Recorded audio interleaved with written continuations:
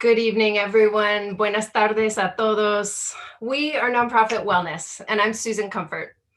My partner Taisha and I have a plan for addressing the epidemic of burnout among the 20 million teachers and staff at nonprofits and schools in the US.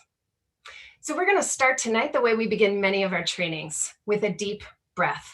So we invite you right now, go ahead, take a deep breath in. See, breathing speaks the language of the nervous system. Go ahead, take another, they're free. And breathing is always here for us, but we don't really make enough mindful moments in our day. So keep breathing, please, while we talk with you tonight. I first learned to breathe for real 20 years ago when I started learning yoga as a way to deal with stress at work.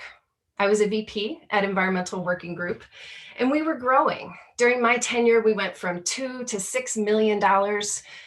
We went from, our email list exploded from 4,000 to 500,000 people. And I was in charge of all of that, lots of nights, lots of weekends.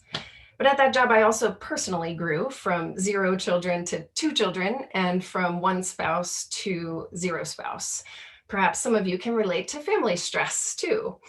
So eventually it was too much, and I moved on to a less demanding job. That's why when a study came out last year saying 45% of nonprofit workers plan to change their jobs, I wasn't surprised. Turnover is unfortunately a big part of nonprofit culture. Hi everyone, I'm Taisha, Tai Powell, and I've spent over 15 years in education, from teacher to leadership. I've reached my breaking point though when DCPS started teachers doing home visits. Great for connecting families to schools, right? We spent weeks being trained on how to do a home visit, even given a script on what to say. But there was no script given for the emotional impact it had on teachers, no trainings on what to do if these visits triggered our own past trauma of stressors and barriers of absent biological fathers or abuse. Several times I remember crying on the metro after these visits, saying out loud, I can't do this. I can't do this.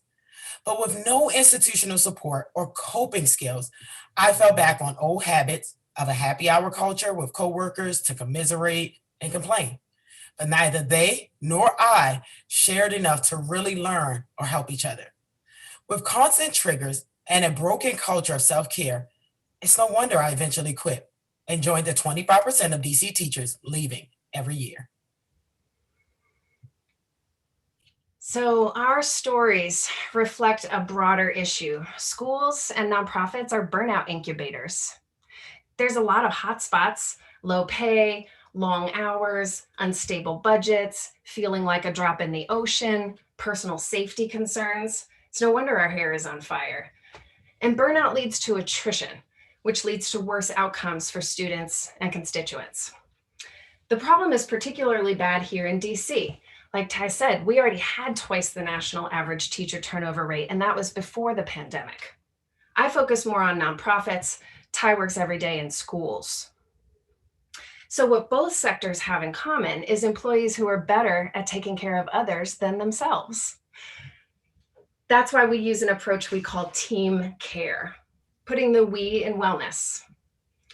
Because self-care isn't one of our strengths. That's the aha moment we had when we did our pilot in 2019.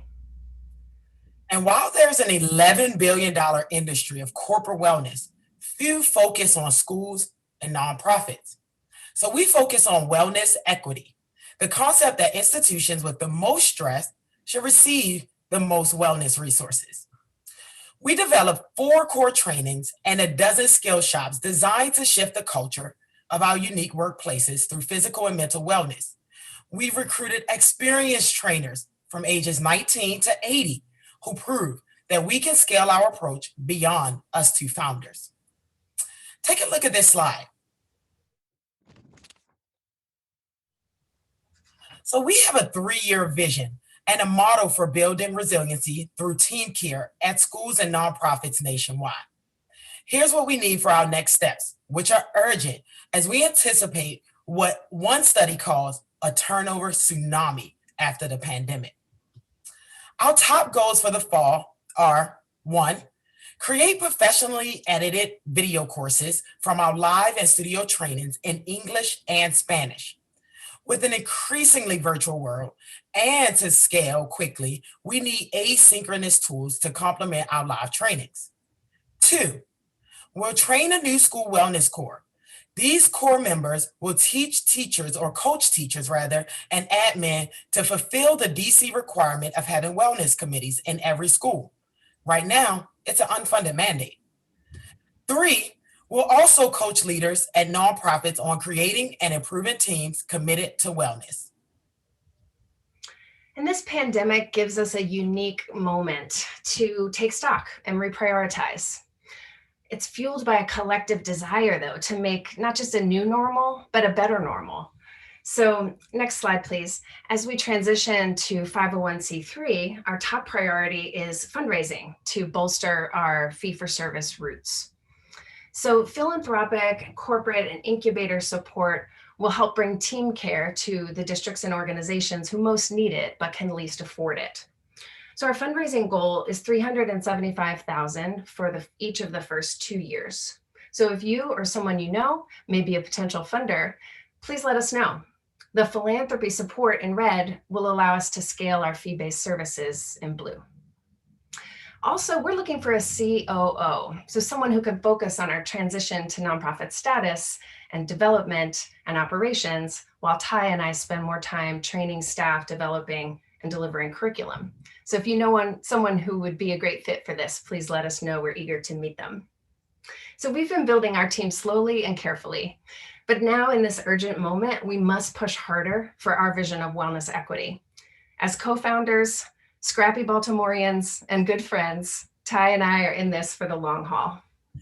So before we end, I want to spend a moment giving everyone a snapshot of how we build cultures of well-being through team care. Susan reminded us to take a breath and create mindful moments in our day. I like the physical wellness piece. So right now, where you are, please just stretch your arms straight up in the air. Stretch to the right, back to center, now to the left. Just a simple stretch gets the blood circulating, releases endorphins internally, and bonds the team by going through an experience together, developing team care. Maybe you can even incorporate stretch breaks in your Zoom meetings from now on. So Susan and I started Nonprofit Wellness to change cultures through team care and wellness equity. Right now, we have a huge opportunity to help educators and world changers find more joy and find more reasons to stay in their jobs.